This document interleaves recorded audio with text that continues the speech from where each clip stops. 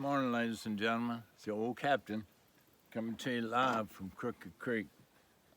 This morning, I'm up on the flat, I call it. You come up the creek and kind of hang a right. There's a big wide flat up here, very shallow. At times you can't even get to where I'm at in the canoe, let alone in a boat. No way you could get up here in a boat. But anyhow, it's a neat area because you get to see a lot of migrating birds.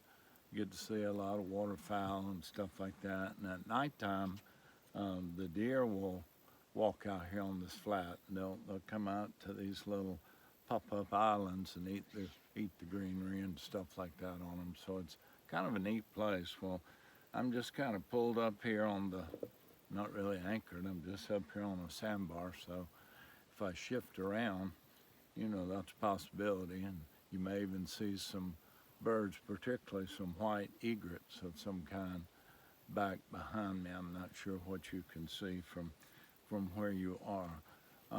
This morning's lesson fascinates me. It comes from Acts 12, and I'll give you some verses here in a few minutes. Just want to give you a little background. During these days of the early church, the church was persecuted. I mean, obviously, Saul was persecuting the church before his Damascus Road experience. And in this particular section, Herod, Herod, was persecuting the church and having his way with them, because these new Christians, they were first called Christians at Antioch, it says, people of the way, we as believers. And it hadn't been long since they had just got that label Christian. And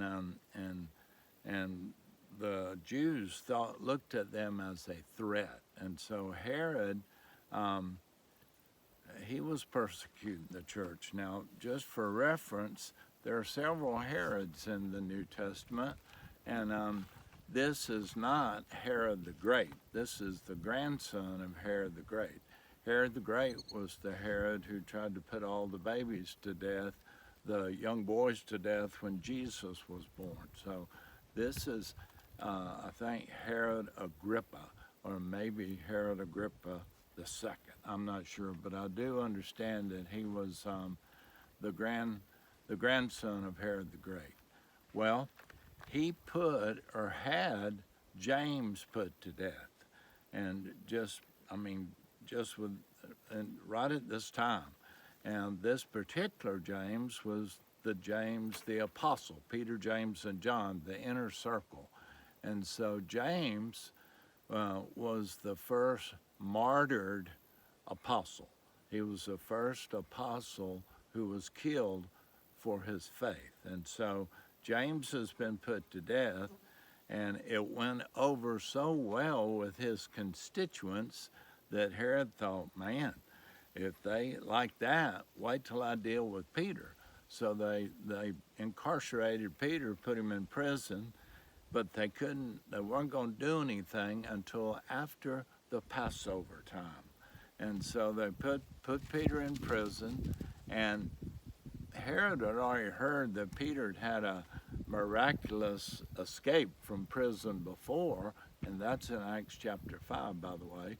But so Herod made a double effort to make sure Peter didn't get away this time, and so he had him chained to a guard on either side, and had 2 guards at the door. Well, at the barred gate, at the barred door, and that was the cell, and then there was a major gate after that. And every 6 hours, he'd change out these 4 guards. So he had 16 men assigned to guard this one man, Peter. So he really didn't want him to get away.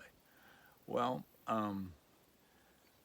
there's all kinds of miracles in the story, and I'm sure the main one is when the angel of the Lord came to the cell in the night. The chains fell off Peter, and he walked out the door, and it even went so far to say that the gates swung open, like going into Kroger. I mean, the great gates swung open on their own, and Peter just walked out, and then the angel disappeared. Well, that's miraculous enough.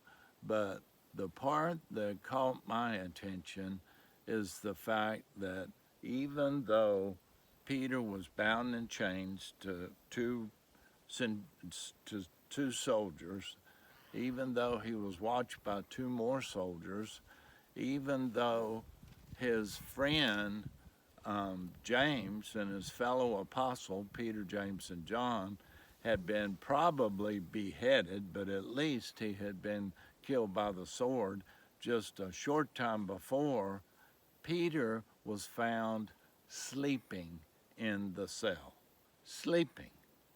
Now, does that not fascinate you? It fascinates the fire out of me, because I'm thinking, if that were Horace Lefevre, I would have a difficult time sleeping, knowing that my buddy just got his head cut off, knowing that the same man that had him killed wanted me killed the next day, and I would have a hard time getting that nap in. I'd be tossing and turning and going every which way. So that just amazes me. But on the other hand, it shows me the faith of Peter. Peter knew that he wasn't going to die this way.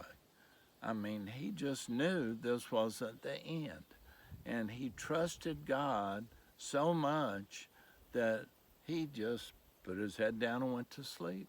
The angel had to wake him up. He said, "Arise, get up, put your clothes on, put your shoes on, we're getting out of here."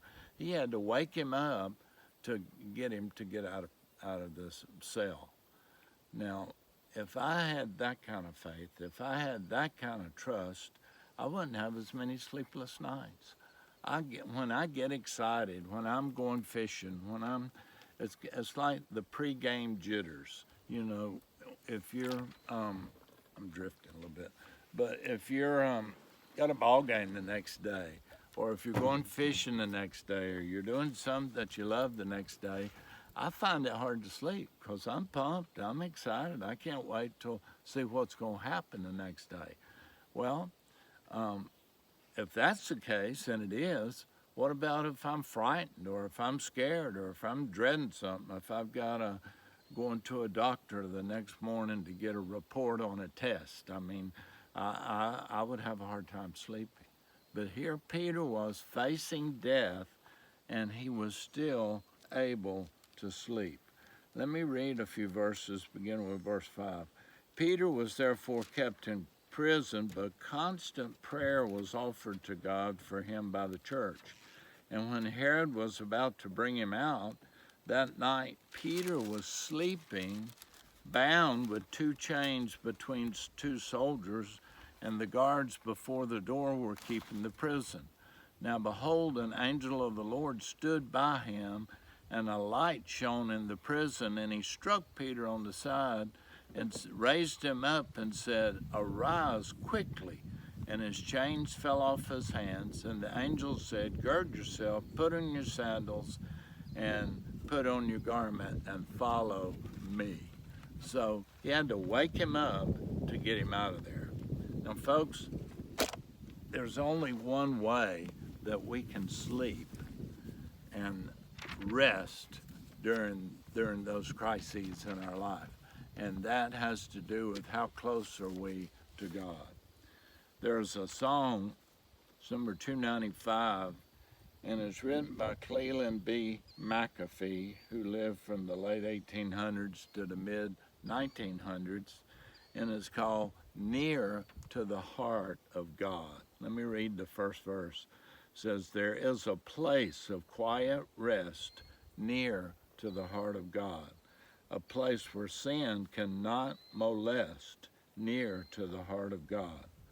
O Jesus, blessed Redeemer, sent from the heart of God, hold us who wait before thee, near to the heart of God." So the song is a prayer, and the songwriter is saying, I want to be like Peter. I want you to hold me so close, near to the heart of God, that I'm not frightened, that I'm not, I don't have to toss and turn. I fully trust in what's going to happen because I know who you are and I know where I am. There's only 3 verses, and it's a short song, so sing along with me if you have this hymnal, number 295, Near to the Heart of God, and it gives a reference to Isaiah 26:3 right above the hymn. It says, "You will keep in perfect peace him whose mind trusts in you." So that tells us if we are fully trusting in the Lord that we can have this perfect peace. Okay, here we go. There is a place of quiet rest near to the heart of God, a place where sin cannot molest, near to the heart of God. O Jesus, blessed Redeemer, sent from the heart of God, hold us who wait before thee, near to the heart of God.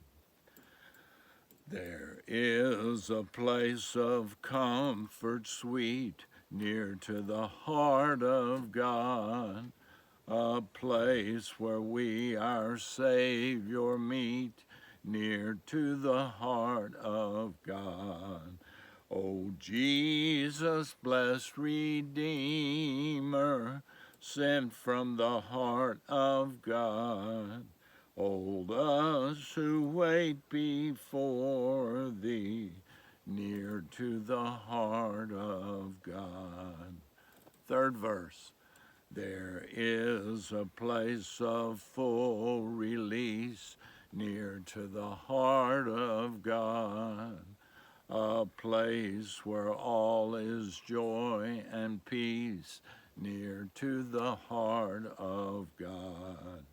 O Jesus, blessed Redeemer, sent from the heart of God, hold us who wait before thee, near to the heart of God.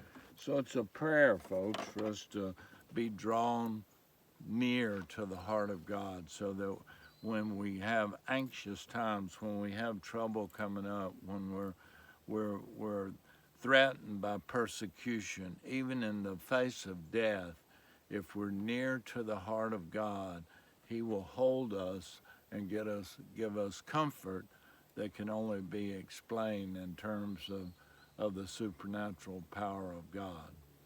I hope you've had a great weekend. Ramona and I had a milestone yesterday, 51 years of marriage. We were 20, and now we're not. We're 71, almost 72. And it's been quite a ride, and I'd do it all again in a heartbeat. But thank you for all your well wishes and stuff regarding that. But I hope you've had a great weekend. I hope you have a good week coming up. Just read chapter 12. Read the story of Peter in the prison. Read about the angel of the Lord that God sent. It's good stuff, and it's applicable to our lives. It always is. The Scripture says that the Bible is fresh every morning, and it cuts plumb to the marrow of our bones.